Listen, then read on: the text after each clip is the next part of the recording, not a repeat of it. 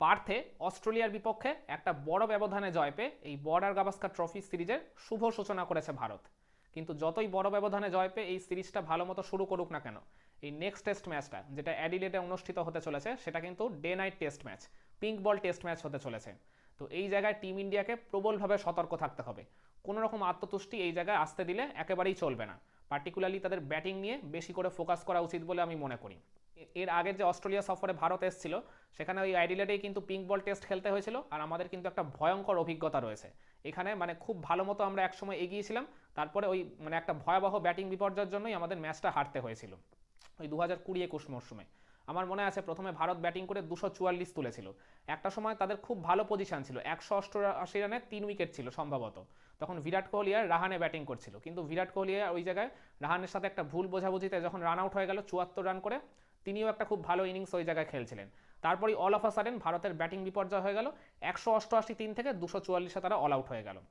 কিন্তু তারপরেও অস্ট্রেলিয়া থেকে ইন্ডিয়া কিন্তু প্রথম ইনিংসে 53 রানের লিড নিয়ে ফেলেছিল, অস্ট্রেলিয়াকে মাত্র 191-তে তারা গুটিয়ে দিয়েছিল।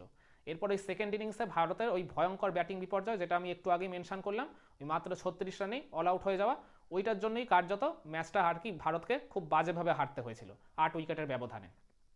তো ওই কারণেই আমি বলছি ব্যাটিংটা নিয়ে টিম ইন্ডিয়াকে এই জায়গায় বেশি করে ফোকাস করা উচিত, যতই আর কি পার্থ টেস্টের সেকেন্ড ইনিংসে ইন্ডিয়ার ব্যাটিংটা খুব ভালো হোক না কেন। এই অ্যাডিলেডে টিম ইন্ডিয়ার অতীত পরিসংখ্যান যে খুব ভালো এরকমটা আপনি মোটেই বলতে পারবেন না। 13টা টেস্ট ম্যাচ এখানে খেলেছে ইন্ডিয়া, তার মধ্যে 8টাতেই হারতে হয়েছে অস্ট্রেলিয়ার কাছে, মাত্র 2টো আমরা জিততে পেরেছি আর 3টা টেস্ট ম্যাচ ড্র হয়েছে। কিন্তু সুখের বিষয় হলো এর আগের যে লাস্ট 2টা সফরে ভারত টেস্ট খেলেছে এই অ্যাডিলেডে, সেখানে আগেরটা তো হেরেছে, কিন্তু তার আগের যে সফরে এসেছিল 2018-19 মরশুমে, সেখানে অ্যাডিলেডে আমরা জিতে কিন্তু এই টেস্ট সিরিজের শুভ সূচনা করেছিলাম। কিন্তু সেটা আবার ছিল ওই লাল বলের টেস্ট ম্যাচ। তো এইটা যেহেতু আবার পিঙ্ক বলের টেস্ট ম্যাচ, এইখানে কিন্তু আবার ঘুরে ফিরে ওই আগের সিরিজের স্মৃতিটাই ফিরে আসবে। ওই পার্টিকুলার রিজনের জন্যই আমি বারংবার বলছি এই টেস্ট ম্যাচের প্রস্তুতিটা যেন একদম টপ নচভাবে নেয় টিম ইন্ডিয়া। যদিও আর কি এই ম্যাচটার আগে একটা দুদিনের প্র্যাকটিস ম্যাচ রয়েছে, ওই ক্যানবেরাতে হবে। তো অ্যাডিলেড টেস্টের প্রস্তুতির কথা মাথায় রেখেই ওই প্র্যাকটিস ম্যাচটাকেও আর কি পিঙ্ক বলই খেলানো হবে। তো ওই জায়গায় টিম ইন্ডিয়ার ব্যাটারদের যেন একটা খুব ভালো মতো মহড়া হয়ে যায়, তবেই কিন্তু তারা একদম পুরোপুরি প্রস্তুত হয়ে এই অ্যাডিলেডে অজিদের মোকাবিলা করতে নামবে। আর অস্ট্রেলিয়া কিন্তু প্রথম ম্যাচে তাদের ঘরের মাটিতে ইন্ডিয়ার কাছে এরকম টোটালি আউটপ্লেড হয়ে গেছে 295 রানে হেরে। তো এই জায়গায় তারা পুরো এখন আহত বাঘ হয়ে রয়েছে, যে কোনো মুহূর্তে তারা টিম ইন্ডিয়াকে অ্যাটাক করতে পারে। পার্টিকুলারলি জয়সওয়াল যখন এই পার্থের সেকেন্ড ইনিংসে প্রায় একাই বলতে গেলে কার্যত অস্ট্রেলিয়ার থেকে ম্যাচ ছিনিয়ে নিয়েছে, তো তাকেই কিন্তু প্রথমে টার্গেট করবে ওই স্টার্ক কামিন্স হ্যাজেলউডরা। তো সেই কারণেই জয়সওয়ালকে তো বটেই, টিম ইন্ডিয়ার বাকি ব্যাটারদেরও কিন্তু প্রবলভাবে সতর্ক থাকতে হবে। তাদের প্রস্তুতিটা যেন এই পিঙ্ক বল টেস্টকে সামনে রেখে খুব ভালো মতো নেওয়া হয়, কারণ প্রত্যেক ম্যাচেই কিন্তু জয়সওয়াল বড় বড় ইনিংস খেলে টিম ইন্ডিয়াকে বাঁচিয়ে দেবে না, বা ওই রকম তারা একটা মানে ভালো স্টার্ট করে সেই টোনটাও সেট করে দেবে না। কোনো কোনো দিন কিন্তু মিডিল অর্ডার, লোয়ার মিডিল অর্ডারকেও কিন্তু ব্যাটিং করে দেখাতে হবে, তাদেরও আর কি ব্যাটিং বিপর্যয় বলতে গেলে রুখতে হবে। এই অ্যাডিলেডের ন্যাচারাল উইকেটটা যেরকম হয়ে থাকে পার্টিকুলারলি কোনো টেস্ট ম্যাচের জন্য, সেখানে ওই প্রথম 2 থেকে 3 দিন পেসাররা এই জায়গায় খুব ভালো মতো আর কি অ্যাসিস্ট্যান্স পায় পিচ থেকে, খুব ভালো বাউন্স থাকে আর কি, পার্থের মতো অত বাউন্স না হলেও ডিসেন্ট একটা বাউন্স থাকে, খুব ভালো আর কি সিম মুভমেন্টও আদায় করতে পারে পেস বোলাররা। তো ওই জায়গায় ব্যাটারদের কাজটা প্রথম দিন বা বলতে গেলে পার্টিকুলারলি প্রথম 2টা সেশন খুব আর কি ডিফিকাল্ট হয়ে যায়। তো ওই জায়গায় আর কি বেশি তাড়াহুড়ো করে যদি কেউ ইনিংস খেলতে যায়, মানে একদম বলতে গেলে ওই বাস বল আর কি টেকনিক অ্যাপ্লাই করে, তাহলে কিন্তু ওই মানে ওই টিমই আর কি বলতে গেলে ধরা খেয়ে যাবে। কোনোভাবেই আর কি ওটা হতে দেওয়া চলবে না। একদম মানে আর কি দাঁতে দাঁত চেপে মাটি কামড়ে ওই জায়গাটায় পড়ে থাকতে হবে টিম ইন্ডিয়ার ব্যাটারদের, যদি তারা আর কি প্রথমে ব্যাটিং করার সুযোগ পায়। আর তারপর ওই মানে প্রথম দিনের একদম ফাইনাল সেশন থেকে উইকেটটা আস্তে আস্তে কিছুটা সহজ হয়ে যায়। কিন্তু এই ম্যাচটা যেহেতু আর কি পিঙ্ক বলে হতে চলেছে, তার উপর আবার ডে নাইট টেস্ট ম্যাচ, তো এই জায়গায় পিঙ্ক বলের লেয়ারটা জেনারেলি লাল বলের তুলনায় অনেকটা মোটা পরিমাণে হয়ে থাকে, লেয়ারটা তুলনামূলকভাবে অনেকটা আর কি গাঢ় হয়। তো সেই কারণে বলের শাইনটা একটা দীর্ঘ সময় পর্যন্ত থাকে। তো ওই পার্টিকুলার রিজনের জন্য দেখা যায় যে মানে 60 ওভার হয়ে যাওয়ার পরও পেস বোলাররা কিন্তু মুভমেন্ট পেয়ে থাকে।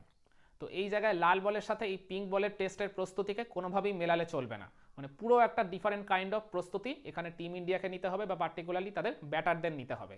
আর বললাম ওই প্রথম 2-3 দিন পেসাররা এই জায়গা থেকে ভালো মতো অ্যাসিস্ট্যান্স পেয়ে থাকে, কিন্তু ওই তৃতীয় দিনের একদম শেষ বেলা বা চতুর্থ দিনের শুরু থেকে স্পিনারদের জন্য ওই উইকেটটা আবার আস্তে আস্তে কার্যকরী হয়ে ওঠে। তো এই জায়গায় আর কি আর বললাম অ্যাডিলেডের এই উইকেটে মানে কিছুটা বাউন্স জেনারেট করে, আর বললাম অ্যাডিলেডের এই উইকেটে মানে বাউন্স জেনারেট করে, আর সাথে ওই সিম মুভমেন্টও যেহেতু আর কি করে, তো এই জায়গায় আমি আমার অভিজ্ঞতা থেকে বলছি, তো পার্টিকুলারলি এই জায়গায় যে টাইপের স্পিনাররা বল একটু হাওয়ায় মুভ করাতে পারে কিংবা হাওয়ায় আর কি টার্ন আদায় করে নিতে পারে বা এক্সট্রা বিট অফ বাউন্সটা ওই জায়গায় জেনারেট করতে পারে কন্ডিশনের সুবিধাটাকে কাজে লাগিয়ে, তো তারাই এই জায়গায় প্রবলভাবে সফল হবে। ভারতের এই টিমের মধ্যে রবিচন্দ্রন অশ্বিন এই কাজটা করতে একদম সিদ্ধহস্ত। তার অতীত পরিসংখ্যানই তার হয়ে কথা বলছে। এর আগের যে দুটো টেস্ট খেলেছে বললাম ওই 2018-19 মৌসুমে, সেখানে অশ্বিন 2 ইনিংস মিলিয়ে নিয়েছিলেন 6 উইকেট, যদিও ওটা লাল বলের টেস্ট ছিল, কিন্তু তারপরে উইকেট কন্ডিশন তো কাইন্ড অফ ওই একই থাকবে। আর এছাড়াও ওই লাস্ট যে সফরের টেস্ট ম্যাচটা ওই 2020-21 মৌসুমে, সেখানে অশ্বিন কিন্তু প্রথম ইনিংসে 4-4টা উইকেট শিকার করেছিল ওই পিঙ্ক বলেই। সেকেন্ড ইনিংসে ওই 2 উইকেট পড়িয়েছিল অস্ট্রেলিয়ার মাত্র, তার মধ্যেও একটা উইকেট ওই অশ্বিনই নিয়েছিলেন। তো এই জায়গায় আমি মনে করি ইন্ডিয়ার টিম কম্বিনেশনেও কিছুটা বদল আনা উচিত। ওয়াশিংটন সুন্দরকে হয়তোবা ওই অ্যাডিলেড টেস্টের একাদশ থেকে আমরা বাদ করতে দেখব, তার জায়গায় মেবি রবিচন্দ্রন অশ্বিনের এন্ট্রি হবে। আর রোহিত শর্মা যেহেতু ফিরে আসছে, তো সেই জায়গায় ওপেনিং কম্বিনেশন তো বদল আসবেই। তো রাহুল আর জয়সওয়াল যতই ভালো করুক না কেন, রাহুলকে সম্ভবত ওই ডাউন দ্য অর্ডারে মানে ওই নাম্বার 6-এই নেমে আসতে হবে সম্ভবত। রোহিত আর জয়সওয়ালই অ্যাজ ইউজুয়াল ওপেন করবে। আর শুভমান গিল খেলতে পারবে কি পারবে না সেটা এখনও জানা যায়নি। তার ওই কনুয়ের চোটটা যেটা ফিল্ডিং করার সময় তিনি পেয়েছিলেন পার্থ টেস্টের প্র্যাকটিসের সময়, তো সেটা এখনও পুরোপুরি সারেনি, এখনও বেশ কিছুটা সময় হাতে রয়েছে। তো আর কি তার আগে যদি তিনি সুস্থ হয়ে ওঠেন তাহলে তো তিনি নাম্বার 3-তে আর কি কাম ব্যাক করবেন। কিন্তু তিনি যদি আর কি সুস্থ হয়ে উঠতে না পারেন পুরোপুরি অ্যাডিলেড টেস্টের আগে, তাহলে আমি এই জায়গাটা রেকমেন্ড করব রাহুলকে যেন নাম্বার 3-তে খেলিয়ে দেওয়া হয়। কারণ অ্যাজ ইউজুয়াল আমরা দেখেছি রাহুলের এই ওভারঅল টেস্ট ক্যারিয়ারটা যদি আপনারা বিবেচনা করেন, তাহলে মানে টপ অর্ডারে বা পার্টিকুলারলি ওপেনার হিসেবে তিনি যতটা সফল, মিডিল অর্ডার বা লোয়ার মিডিল অর্ডারে ব্যাটিং করে কিন্তু তার গড়টা খুব একটা ভালো নয়। তো ওপেন তো তিনি করতে পারবেন না রোহিত শর্মা ফিরে এলে। তো ওই জায়গায় আমি মনে করি রাহুলকে তাহলে নাম্বার 3-তেই খেলিয়ে দেওয়া হোক। কিন্তু যদি আবার শুভমান গিল ফিরে আসে তখন তো আবার তাকে সেই নাম্বার 6-এই ব্যাটিং করতে হবে। তো লেটস সি এই 30 আর 1 তারিখ যে প্র্যাকটিস ম্যাচটা রয়েছে ক্যানবেরাতে এই পিঙ্ক বল টেস্টকে সামনে রেখে, তো ওইখানে টিম ইন্ডিয়ার ব্যাটাররা আর কি কীরকম প্রস্তুতিটা নেয় তার উপরে ডিপেন্ড করবে আর কি একাদশটা কীরকম হবে, বা পার্টিকুলারলি খেলাটা যখন পিঙ্ক বল টেস্টে হচ্ছে আর এই টেস্ট ম্যাচটা ডে নাইটে হতে চলেছে।